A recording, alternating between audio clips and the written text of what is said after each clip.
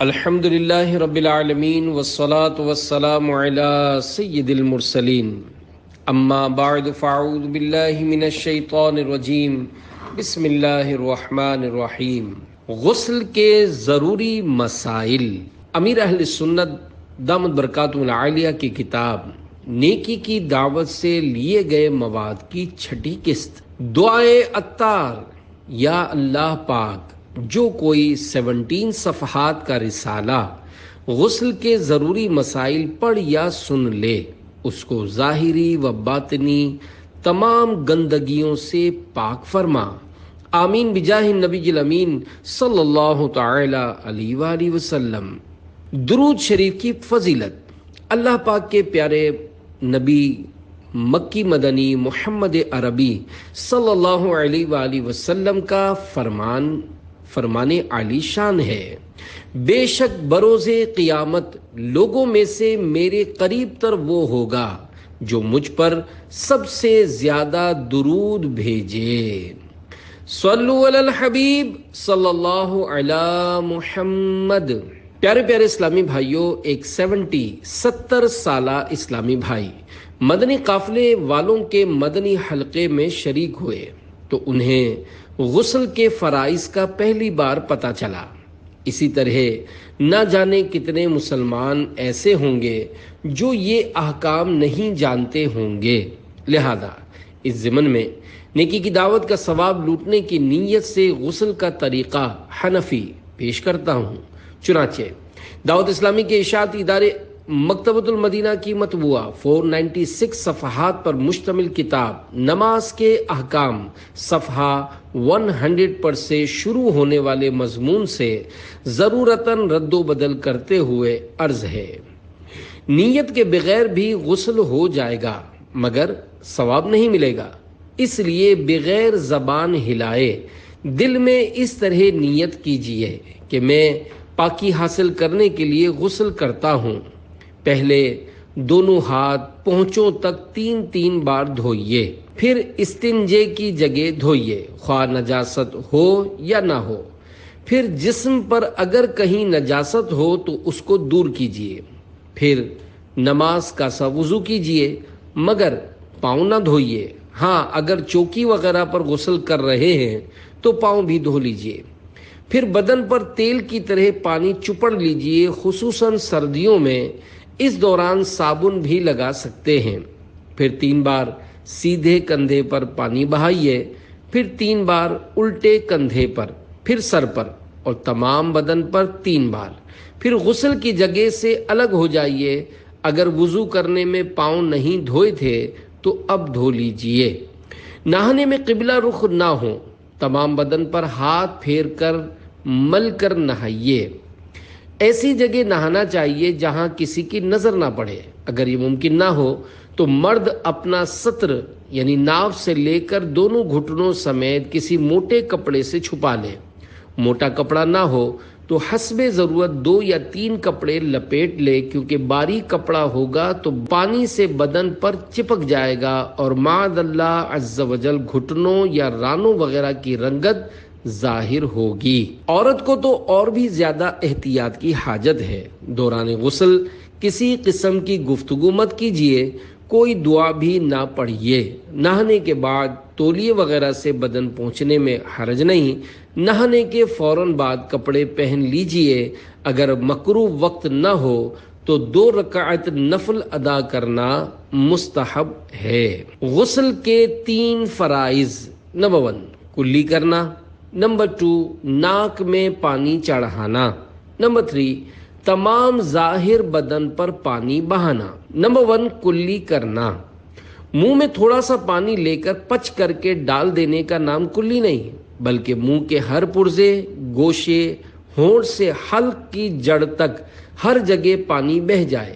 اسی طرح داڑھوں کے پیچھے، گالوں کی تہ میں، دانتوں کی کھڑکیوں اور جڑوں اور زبان کی ہر کروٹ پر، بلکہ حلق کے کنارے تک پانی بہے۔ روزہ نہ ہو تو غرغرہ بھی کر لیجئے کہ سنت ہے۔ دانتوں میں چھالیا کے دانے یا بوٹی کے ریشے وغیرہ ہوں تو ان کو چھڑانا ضروری ہے۔ ہاں، اگر چھڑانے میں ضرر یعنی نقصان کا اندیشہ ہو تو معاف ہے۔ غسل سے قبل دانتوں میں ریشے وغیرہ محسوس نہ ہوئے اور رہ گئے، نماز بھی پڑھ لی، بعد کو معلوم ہونے پر چھڑا کر پانی بہانا فرض ہے۔ پہلے جو نماز پڑھی تھی وہ ہو گئی۔ جو ہلتا دانت مسالے سے جمایا گیا یا تار سے باندھا گیا اور تار یا مسالے کے نیچے پانی نہ پہنچتا ہو تو معاف ہے۔ جس طرح کی ایک کلی غسل کے لیے فرض ہے، اسی طرح کی 3 کلیاں وضو کے لیے سنت ہیں۔ نمبر 2، ناک میں پانی چڑھانا۔ جلدی جلدی ناک کی نوک پر پانی لگا لینے سے کام نہیں چلے گا، بلکہ جہاں تک نرم جگہ ہے یعنی سخت ہڈی کے شروع تک دھلنا لازمی ہے، اور یہ یوں ہو سکے گا کہ پانی کو سونگھ کر اوپر کھینچیے۔ یہ خیال رکھیے کہ بال برابر بھی جگہ دھلنے سے نہ رہ جائے ورنہ غسل نہ ہوگا۔ ناک کے اندر اگر رینٹ سوکھ گئی ہے تو اس کا چھڑانا فرض ہے، نیز ناک کے بالوں کا دھونا بھی فرض ہے۔ نمبر 3، تمام ظاہری بدن پر پانی بہانا۔ سر کے بالوں سے لے کر پاؤں کے تلووں تک جسم کے ہر پرزے اور ہر رونگٹے پر کم از کم 2 قطرے پانی بہہ جانا ضروری ہے۔ جسم کی بعض جگہ ایسی ہیں کہ اگر احتیاط نہ کی تو وہ سوکھی رہ جائیں گی اور غسل نہ ہوگا۔ وضو و غسل اور نماز جمعہ، قضا نماز، سفر کی نماز، نماز جنازہ وغیرہ کے متعلق ضروری احکام جاننے کے لیے دعوت اسلامی کے اشاعتی ادارے مکتبۃ المدینہ کی مطبوعہ 496 صفحات پر مشتمل کتاب نماز کے احکام کا مطالعہ فرمائیے۔ بہتے پانی میں غسل کا طریقہ۔ اگر بہتے پانی مثلا دریا یا نہر میں نہایا تو تھوڑی دیر اس میں رکنے سے 3 بار دھونے، ترتیب اور وضو یہ سب سنتیں ادا ہو گئیں۔ اس کی بھی ضرورت نہیں کہ اعضاء کو 3 بار حرکت دے۔ اگر تالاب وغیرہ ٹھہرے پانی میں نہایا تو اعضاء کو 3 بار حرکت دینے یا جگہ بدلنے سے تسلیس یعنی 3 بار دھونے کی سنت ادا ہو جائے گی۔ برسات میں نل یا فوارے کے نیچے کھڑا ہونا بہتے پانی میں کھڑے ہونے کے حکم میں ہے۔ بہتے پانی میں وضو کیا تو وہی تھوڑی دیر اس میں عضو کو رہنے دینا اور ٹھہرے پانی میں حرکت دینا 3 بار دھونے کے قائم مقام ہے۔ وضو اور غسل کی ان تمام صورتوں میں کلی کرنا اور ناک میں پانی چڑھانا ہوگا۔ فوارہ جاری پانی کے حکم میں ہے۔ فتاوی اہل سنت غیر مطبوعہ میں ہے، فوارے یعنی نل کی دھار کے نیچے غسل کرنا جاری پانی میں غسل کرنے کے حکم میں ہے، لہذا اس کے نیچے غسل کرتے ہوئے وضو اور غسل کرتے وقت کی مدت تک ٹھہرا تو تسلیس یعنی 3 بار دھونے کی سنت ادا ہو جائے گی۔ چنانچہ در مختار میں ہے، اگر جاری پانی یا بڑے حوض یا بارش میں وضو اور غسل کرنے کے وقت کی مدت تک ٹھہرا تو اس نے پوری سنت ادا کی۔ یاد رہے، غسل یا وضو میں کلی کرنا اور ناک میں پانی چڑھانا ہے۔ فوارے کی احتیاطیں۔ اگر آپ کے حمام میں فوارہ یعنی شاور ہو تو اسے اچھی طرح دیکھ لیجئے کہ اس کی طرف منہ کر کے ننگے نہانے میں منہ یا پیٹھ قبلے شریف کی طرف تو نہیں ہو رہی۔ استنجا خانے میں بھی اس کی احتیاط فرمائیے۔ قبلے کی طرف منہ یا پیٹھ ہونے کا معنی یہ ہے کہ 45 درجے کے زاویے کے اندر ہو، لہذا یہ احتیاط بھی ضروری ہے کہ 45 ڈگری کے زاویے یعنی اینگل کے باہر ہو۔ اس مسئلے سے اکثر لوگ ناواقف ہیں۔ WC کا رخ درست کیجیے۔ مہربانی فرما کر اپنے گھر وغیرہ کے WC اور فوارے کا رخ اگر غلط ہو تو اس کی اصلاح فرما لیجیے۔ زیادہ احتیاط اس میں ہے کہ WC قبلے سے 90 کے درجے پر یعنی نماز پڑھنے میں سلام پھیرنے کے رخ کر دیجیے۔ معمار عموماً تعمیراتی سہولت اور خوبصورتی کا لحاظ کرتے ہیں، آداب قبلہ کی پرواہ نہیں کرتے۔ مسلمانوں کو مکان کی غیر واجبی بہتری کے بجائے آخرت کی حقیقی بہتری پر نظر رکھنی چاہیے۔ کچھ نیکیاں کما لے جلد آخرت بنا لے، بھائی نہیں بھروسہ ہے کوئی زندگی کا۔ کب کب غسل کرنا سنت ہے؟ جمعہ، عید الفطر، بقر عید، عرفے کے دن یعنی 9 ذی الحجۃ الحرام اور احرام باندھتے وقت نہانا سنت ہے۔ بارش میں غسل، لوگوں کے سامنے ستر کھول کر نہانا حرام ہے۔ بارش وغیرہ میں بھی نہائیں تو پاجامہ یا شلوار کے اوپر مزید رنگین موٹی چادر لپیٹ لیجئے تاکہ پاجامہ پانی سے چپک بھی جائے تو رانوں وغیرہ کی رنگت ظاہر نہ ہو۔ تنگ لباس والے کی طرف نظر کرنا کیسا؟ زور سے ہوا چلنے کے سبب یا بارش یا ساحل سمندر یا نہر وغیرہ میں کوئی اگرچہ موٹے کپڑے میں نہائے اور کپڑا اس طرح چپک جائے کہ سطر کے کسی کامل عضو مثلا ران کی مکمل گولائی کی ہیئت یعنی ابھار ظاہر ہو جائے، ایسی صورت میں اس مخصوص عضو کی طرف دوسرے کو نظر کرنے کی اجازت نہیں۔ یہی حکم تنگ لباس والے کے ستر کے ابھرے ہوئے عضو کامل کی طرف نظر کرنے کا ہے۔ ننگے نہاتے وقت خوب احتیاط، حمام میں تنہا ننگے نہائیں یا ایسا پاجامہ پہن کر نہائیں کہ اس کے چپک جانے سے رانوں وغیرہ کی رنگت ظاہر ہو سکتی ہے، تو ایسی صورت میں قبلے کی طرف منہ یا پیٹھ مت کیجیے۔ بالٹی سے نہاتے وقت احتیاط، اگر بالٹی کے ذریعے غسل کریں تو احتیاطاً اسے تپائی یعنی اسٹول وغیرہ پر رکھ لیجیے تاکہ بالٹی میں چھینٹے نہ آئیں۔ نیز غسل میں استعمال کرنے کا مگ بھی فرش پر نہ رکھیے۔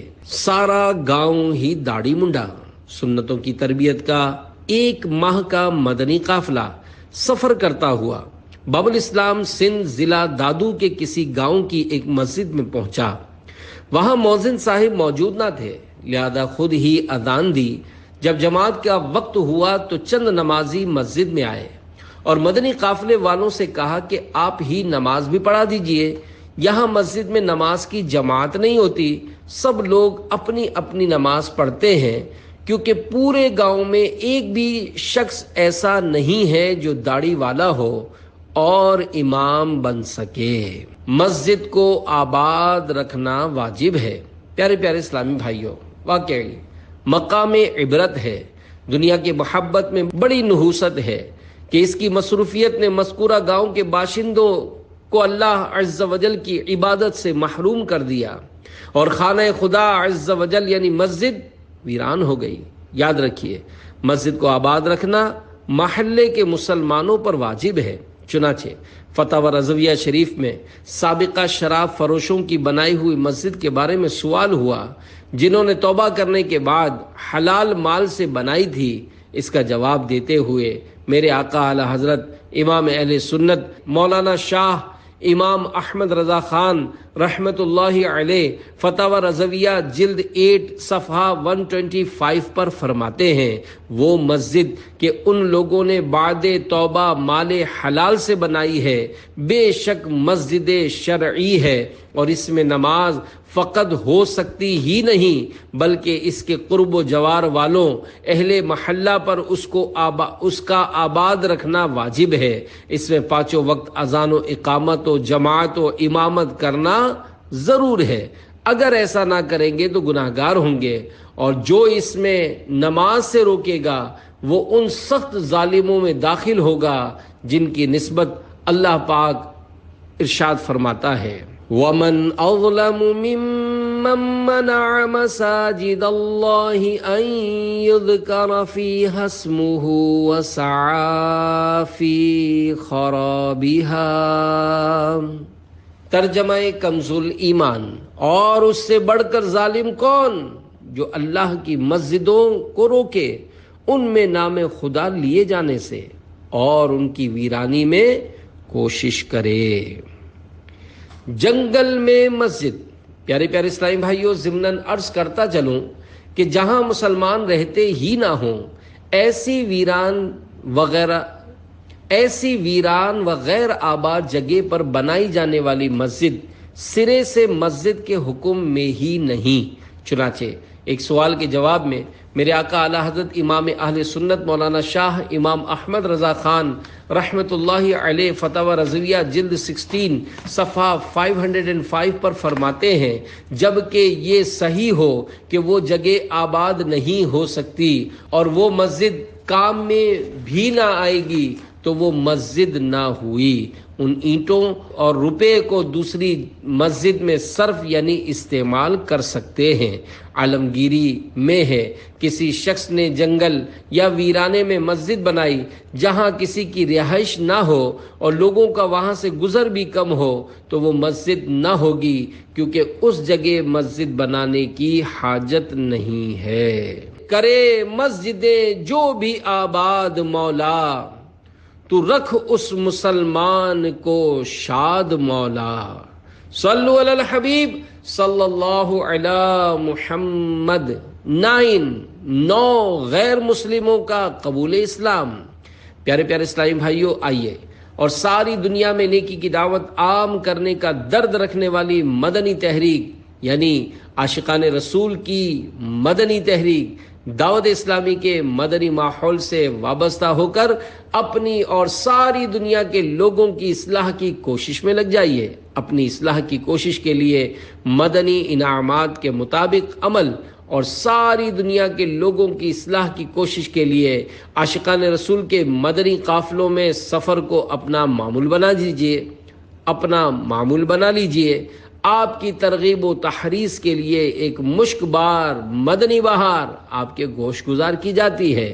چنانچہ باب الاسلام سندھ کے مشہور شہر حیدرآباد کے ایک 3 روزہ مدنی قافلہ حیدرآباد شہر سے ایک 3 روزہ مدنی قافلہ ٹنڈو آدم نامی شہر میں پہنچا۔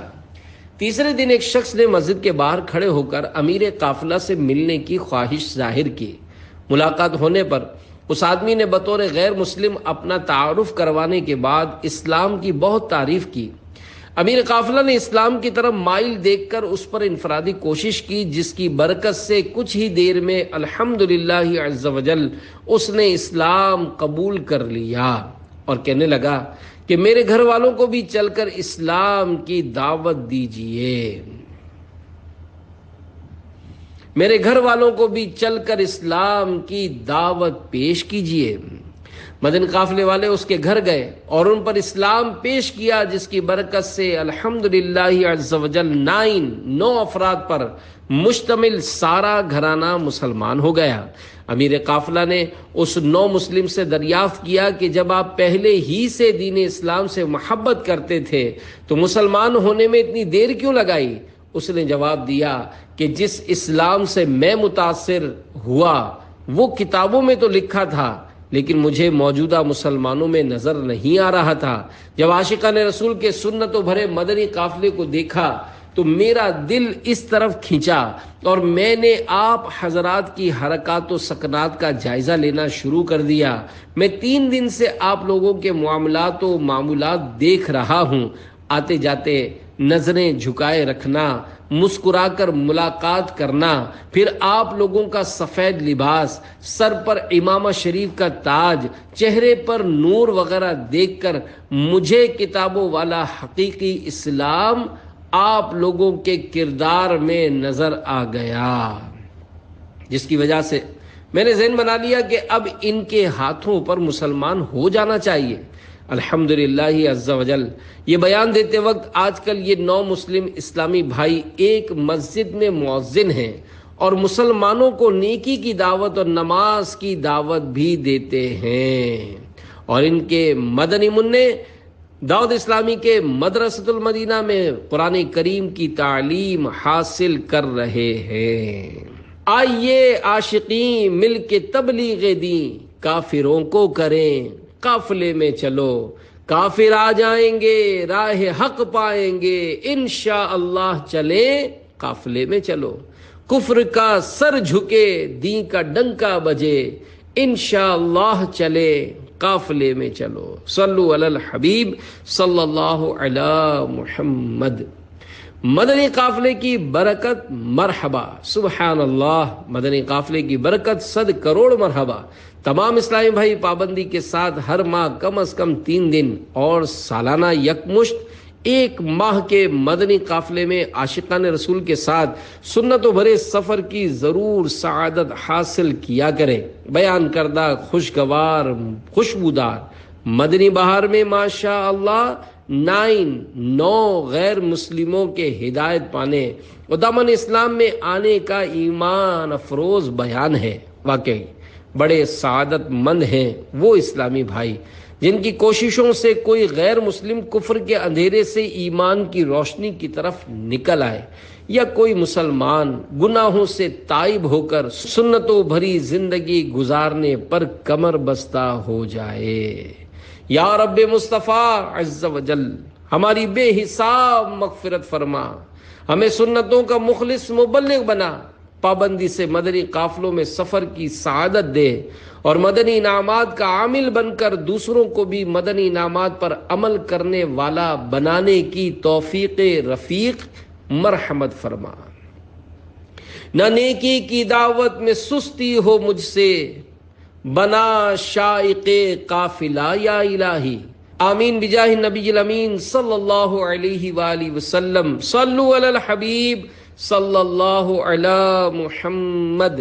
خضر و الیاس علیہم السلام کے بارے میں دلچسپ معلومات۔ عرض: حضرت خضر علیہ السلام نبی ہیں یا نہیں؟ ارشاد: جمہور یعنی اکثر کا مذہب یہی ہے، اور صحیح بھی یہی ہے کہ وہ نبی ہیں، زندہ ہیں۔ انبیاء کرام علیہم السلام زندہ ہیں۔ اعلی حضرت رحمت اللہ علیہ نے پھر فرمایا 4 نبی زندہ ہیں کہ ان کو وفات کی صورت میں وعدہ الہیہ ابھی آیا ہی نہیں۔ یوں تو ہر نبی زندہ ہے جیسا کہ حدیث پاک میں آتا ہے۔ ترجمہ: بے شک اللہ عز و جل نے حرام کیا ہے زمین پر کہ انبیاء علیہ السلام کے جسموں کو خراب کرے۔ تو اللہ عز و جل کے نبی زندہ ہیں، روزی دیے جاتے ہیں۔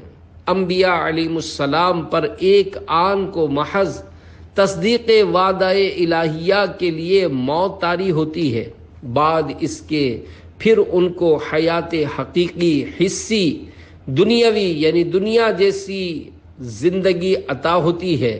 خیر، ان 4 میں سے 2 آسمان پر ہیں اور 2 زمین پر۔ خضر و الیاس علیہم السلام زمین پر ہیں اور ادریس و عیسیٰ علیہم السلام آسمان پر۔ سب کو موت کا ذائقہ چکھنا ہے۔ عرض: حضور ان 4 نبیوں پر موت طاری ہوگی؟ ارشاد: ضرور ہوگی۔ پارہ 4 آل عمران کی آیت نمبر 185 میں ہے: کل نفس ذائقۃ الموت۔ ترجمہ کنز الایمان: ہر جان کو موت چکھنی ہے۔ پھر فرمایا جب یہ یعنی پارہ 27 سورہ رحمان کی آیت نمبر 26 نازل ہوئی: کل من علیہا فان۔ ترجمہ کنز الایمان: زمین پر جتنے ہیں سب کو فنا ہے۔ فرشتے خوش ہوئے کہ ہم بچے، کہ ہم زمین پر نہیں۔ جب دوسری یعنی پارہ 4 سورہ آل عمران کی آیت 185 نازل ہوئی: کل نفس ذائقۃ الموت۔ ترجمہ کنز الایمان: ہر جان کو موت چکھنی ہے۔ ملائکہ نے کہا اب ہم بھی گئے، یعنی ہمیں بھی موت آئے گی۔ انبیاء کو بھی اجل آنی ہے، مگر ایسی کہ فقط آنی ہے، پھر اسی آن کے بعد ان کی حیات مثل سابق وہی جسمانی ہے۔ روح تو سب کی ہے زندہ ان کا، جسم پر نور بھی روحانی ہے۔ شرح کلام رضا، سرکار اعلیٰ حضرت رحمۃ اللہ علیہ کے مذکورہ اشعار کا خلاصہ یہ ہے کہ پارہ 4 سورہ آل عمران آیت نمبر 185 میں وارد شدہ رب الانام عز وجل کا ارشاد گرامی کل نفس ذائقۃ الموت، ترجمہ کنز ایمان، ہر جان کو موت چکھنی ہے، کے مطابق انبیاء علیہ السلام پر موت طاری ہوگی، مگر صرف ایک آن یعنی لمحے بھر کے لیے، پھر پہلے ہی کی طرح روح لوٹا دی جاتی ہے۔ ہر انسان کی روح زندہ رہتی ہے، مگر انبیاء علیہ السلام کے مبارک جسم بھی سلامت رہتے ہیں۔ حدیث پاک میں ہے انبیاء علیہ السلام اپنی قبروں میں زندہ ہیں اور نماز بھی پڑھتے ہیں۔ ایک اور حدیث پاک میں ہے بے شک اللہ عز و جل نے زمین پر حرام فرما دیا کہ وہ انبیاء کرام کے بدن کو کھائے۔ اللہ عز و جل کے نبی زندہ ہیں اور ان کو روزی دی جاتی ہے۔ ہر نبی زندہ ہے۔ جب ہر نبی زندہ ہے تو پھر میرے پیارے پیارے آقا مکی مدنی مصطفیٰ صلی اللہ علیہ وآلہ وسلم کیوں زندہ نہ ہوں گے؟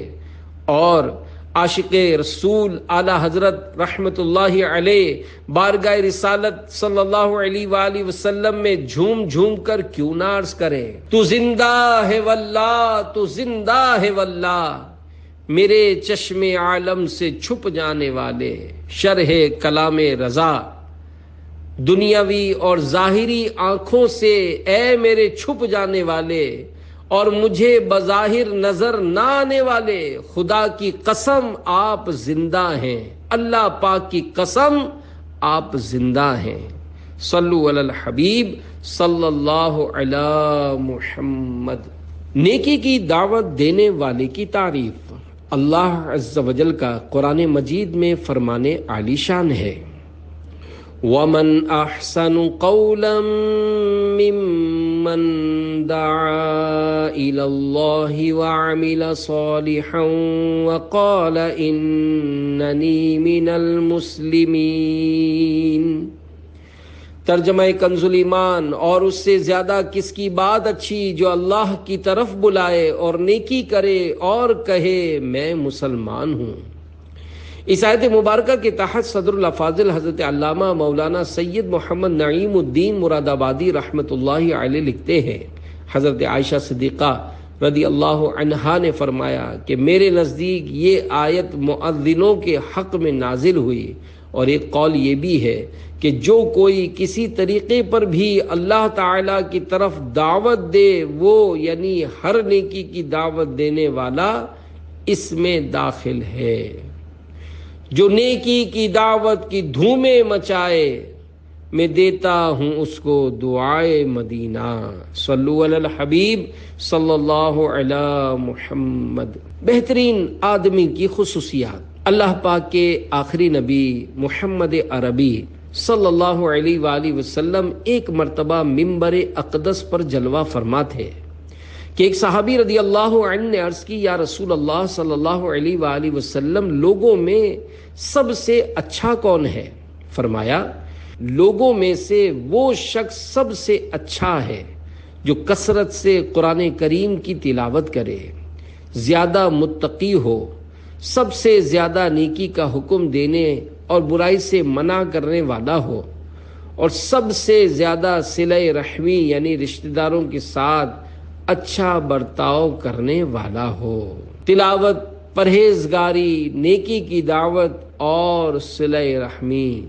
پیارے پیارے اسلامی بھائیوں، خوب ثواب لوٹنے کی نیت سے بیان کردہ حدیث مبارکہ کی روشنی میں کچھ نیکی کی دعوت پیش کرنے کی سعادت حاصل کرتا ہوں۔ اس روایت میں سب سے اچھے آدمی کی 4 خصوصیات بیان کی گئی ہیں۔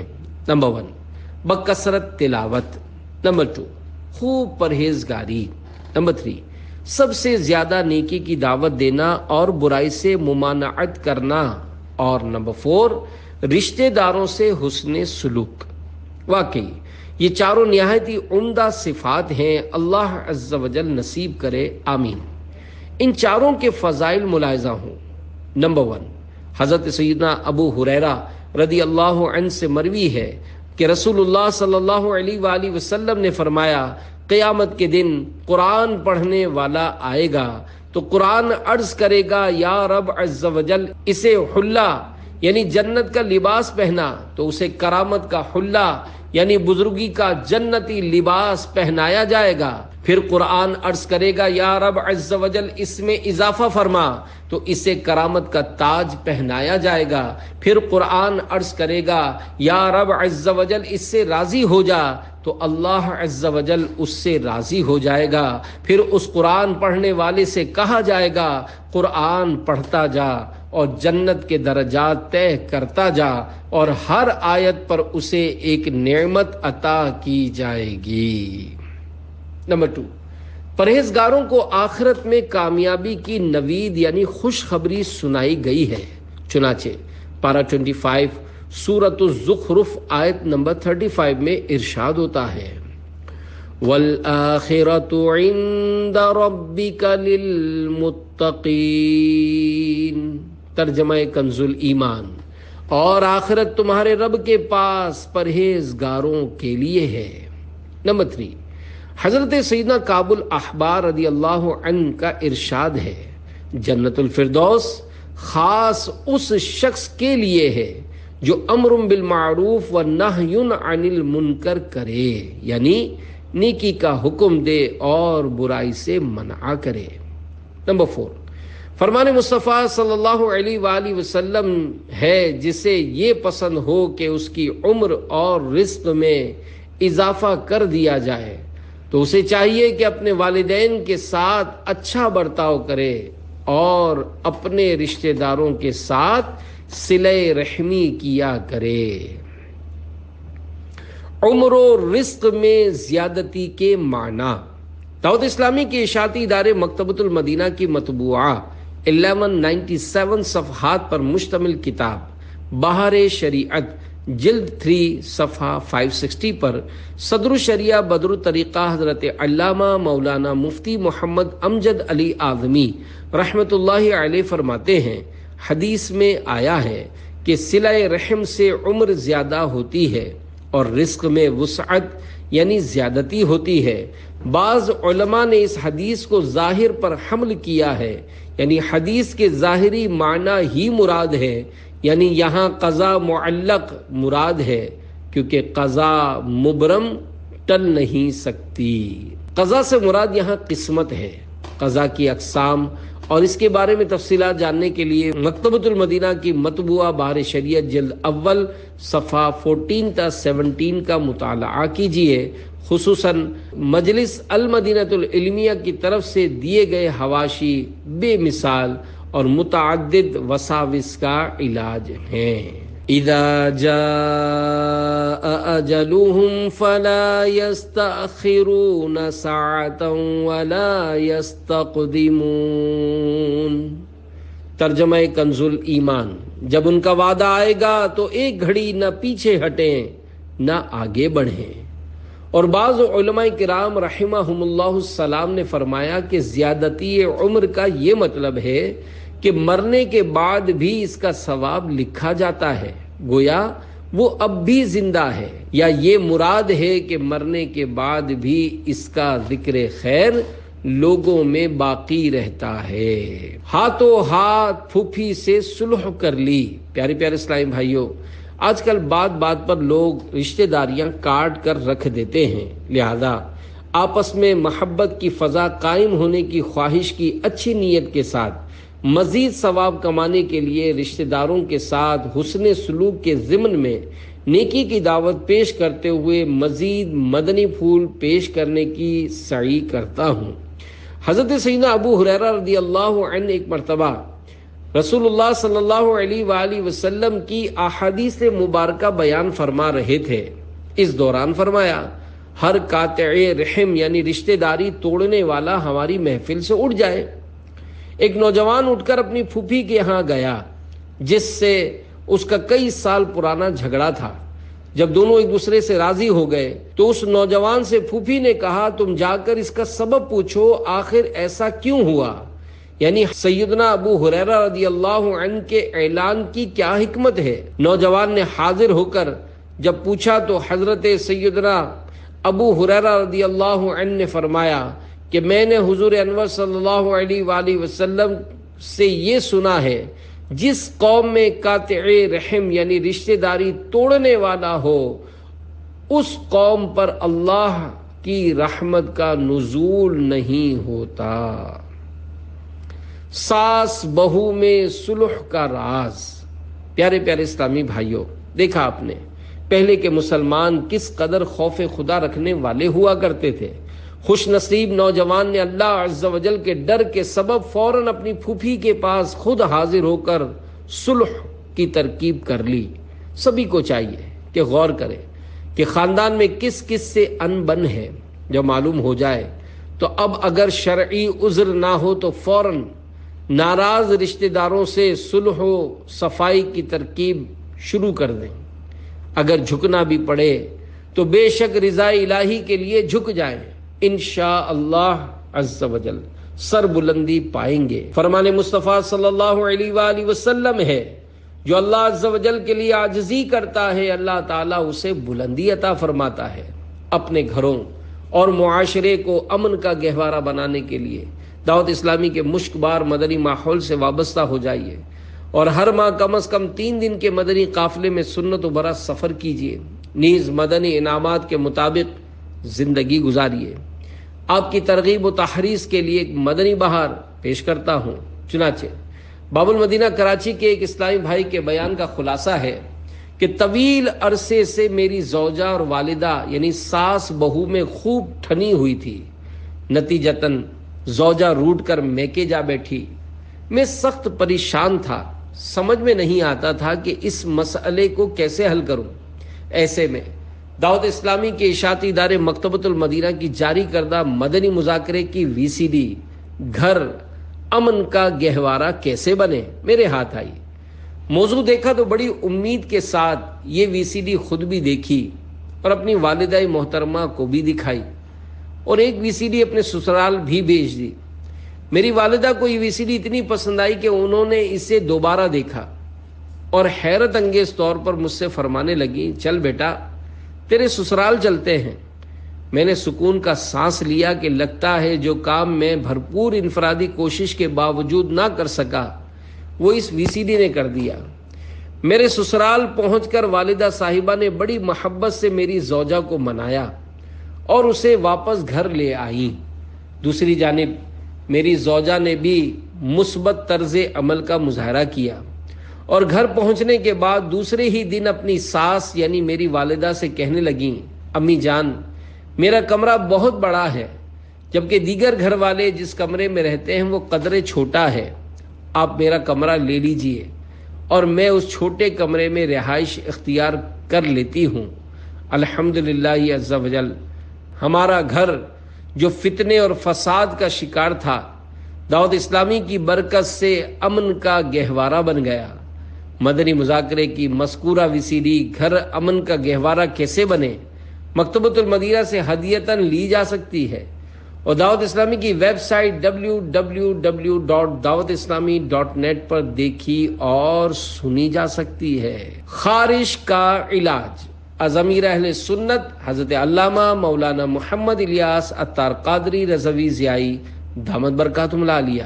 روزانہ نہانا صحت کے لیے مفید ہے، اور اگر آپ کو خارش ہے تو روزانہ کوئی سا صابن اچھی طرح لگا کر نہائیے، اور اگر سوکھی خارش ہو تو خوب مل کر، بلکہ بازار سے نہانے کے استعمال کا لمبے ہینڈل والا پلاسٹک کا برش خرید کر اس سے اچھی طرح رگڑ کر غسل کیجئے۔